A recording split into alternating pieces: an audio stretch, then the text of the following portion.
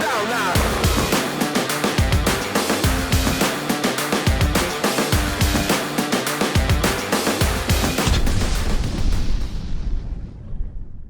Hey folks, I'm Chris from Make Ready. Today we are going to talk about a simple way to improve your accuracy. Achieving accuracy is a very simple concept. All you need to do is align your sights and press the trigger without moving them. Pretty simple. But knowing this doesn't really help you.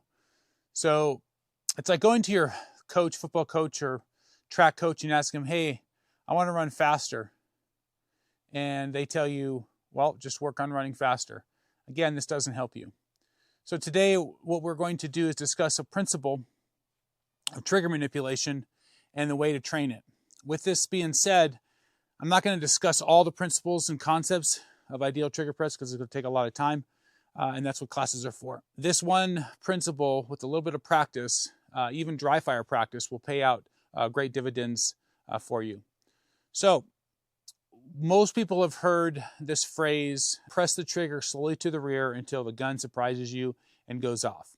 As a beginner, this is not a bad exercise, but as people progress along with their training and more experience they become, they never really expand or come to a solid understanding of what an ideal trigger press is and how to really press the trigger to the rear. What we will discuss here shortly will give you two advantages. Number one, it will improve your accuracy. Number two, it will allow you, when you take classes, you have already developed this skill, and so not have to focus in on that part or aspect of the training, and you'll be able to retain more information. What this will do is this will save you time and money in the long run. The principle that I will be sharing with you today is a super simple one in theory, but it takes some practice. This principle is press the trigger straight to the rear. The key to how this is done is simple by isolating the movement from the trigger finger from the second knuckle. The reason for this has two parts. One is to minimize any unwanted movement into the gun, i.e. transfer of movement to the sights.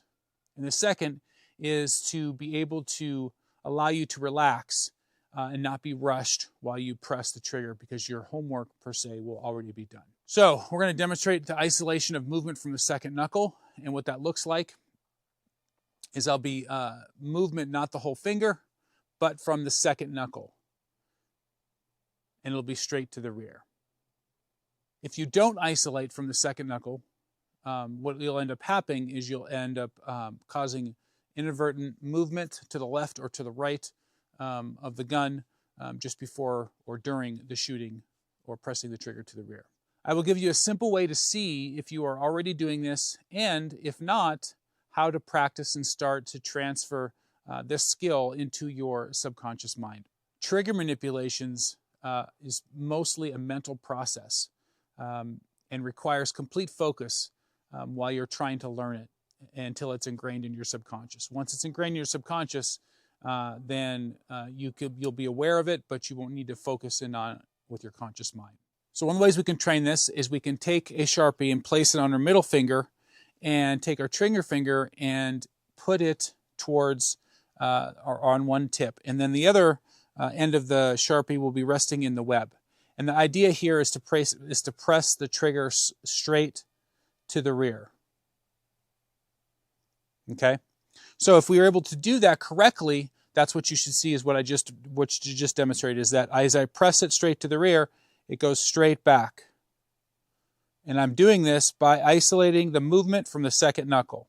Now, if you don't do that and you don't isolate from the second knuckle, you're going to get it to go off to the right, or you're going to push it and go off to the left.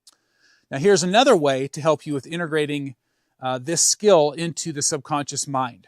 And that's by utilizing a visualization technique or concept. So what we're going to do is we're going to act as if we are going to touch our nose in our mind. We're going to be thinking about, as we press that trigger to the rear, we're going to be thinking about touching our nose with the pad of our finger, the point of contact from the finger and the trigger. We're going to take that point of contact and we're going to act as if we're going to touch that to our nose. Another way is thinking that there is a rod attached to that point where the trigger and the finger meet, and you're going to just gently tap your nose as you press the trigger to the rear But again, the movement should be coming from the second knuckle. So verbalizing this will also help imprint this into your subconscious mind.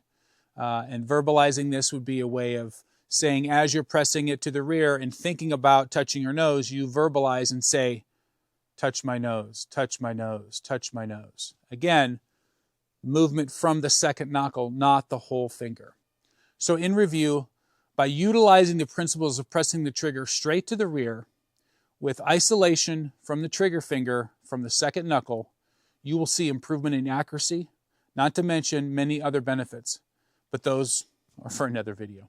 I hope this will help you save money by not having to repeat classes and time by arriving to classes with some of these key principles already mastered. And most of all, this will improve your shooting performance. So, if you've benefited from this video, hit the like button, subscribe, and leave a comment. If you want to see a different subject covered, please enter that in the comments. Otherwise, until next time, I'm Chris from Make Ready, and don't forget, be well, be safe, and keep training.